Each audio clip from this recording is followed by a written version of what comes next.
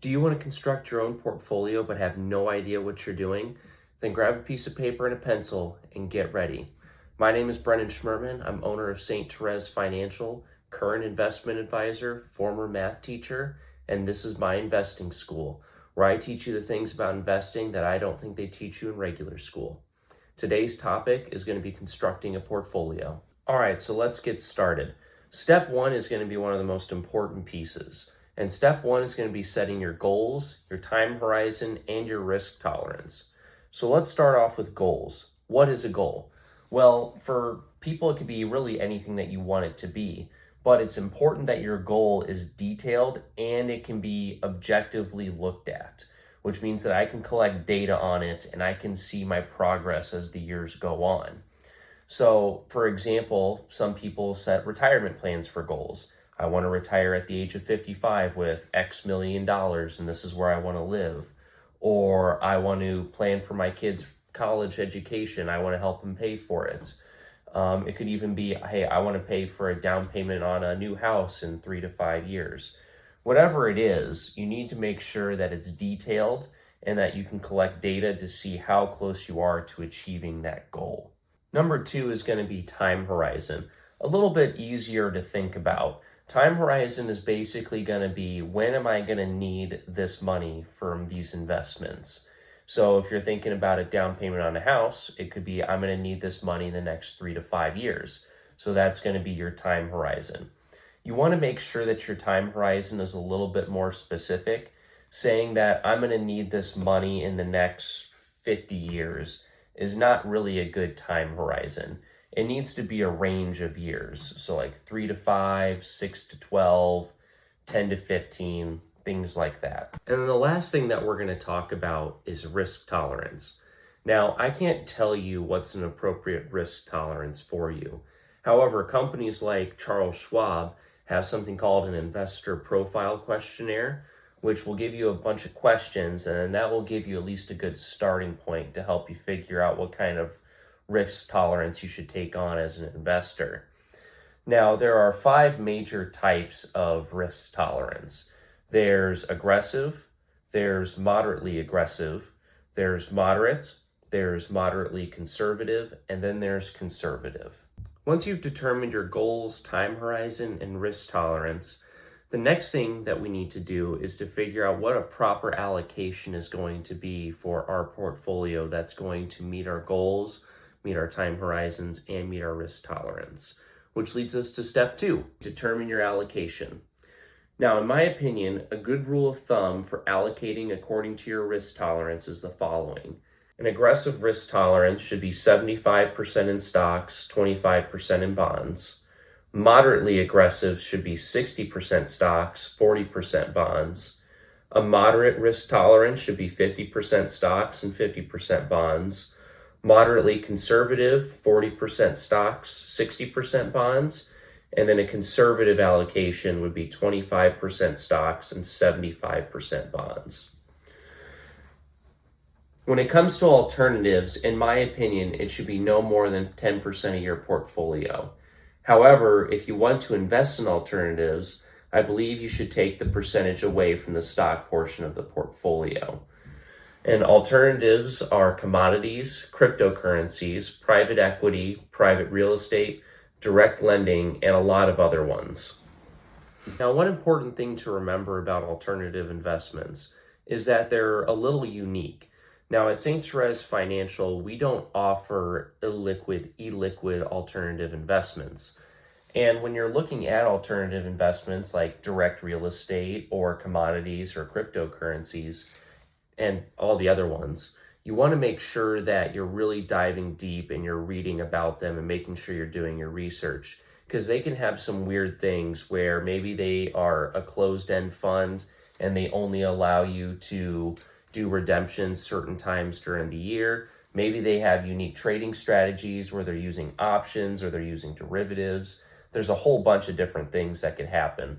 So with alternatives especially, with anything, you should really make sure you're doing your research. But with alternatives especially, make sure you're doing your research and make sure you're really diving deep into what you're purchasing and you know what it looks like and how it works. Okay, so now we've made our goals, We've decided our time horizon. We know what our risk tolerance is. And so now that we know those three things, we've decided what our proper allocation is going to be for this portfolio.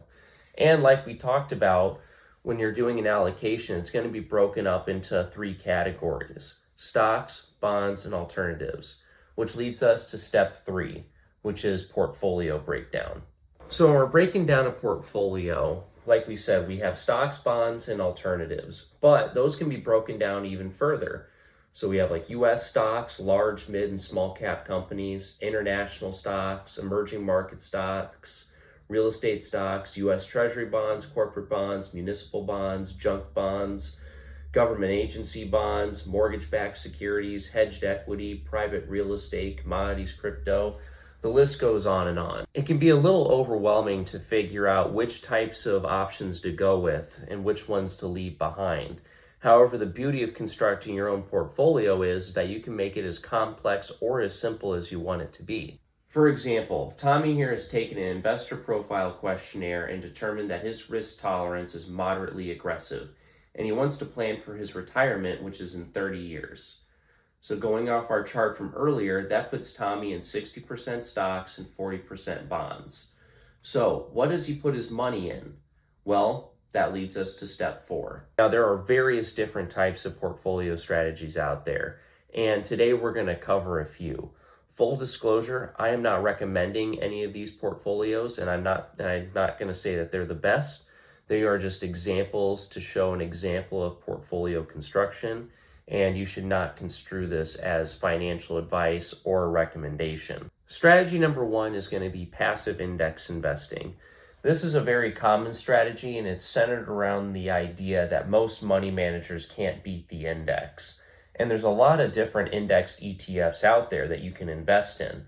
So for Tommy, here's a potential example for him. So there are quite a few index funds for Tommy to invest in, but for an example, he could construct the following portfolio: an S&P 500 index ETF to get his large cap US companies, a Russell 2000 index ETF to get his small cap companies, an all-world ex-US ETF, which would give him exposure to the whole world, short-term treasury ETFs, and then corporate bond ETFs to fill out his bonds part of his portfolio. This strategy is nice as Tommy doesn't have to worry about following the markets, and he can put the same amount of money in every single month and do that for 30 years. Strategy number 2 is going to be Ray Dalio's all-weather portfolio. So Ray Dalio is a hedge fund manager, and this strategy was developed by him.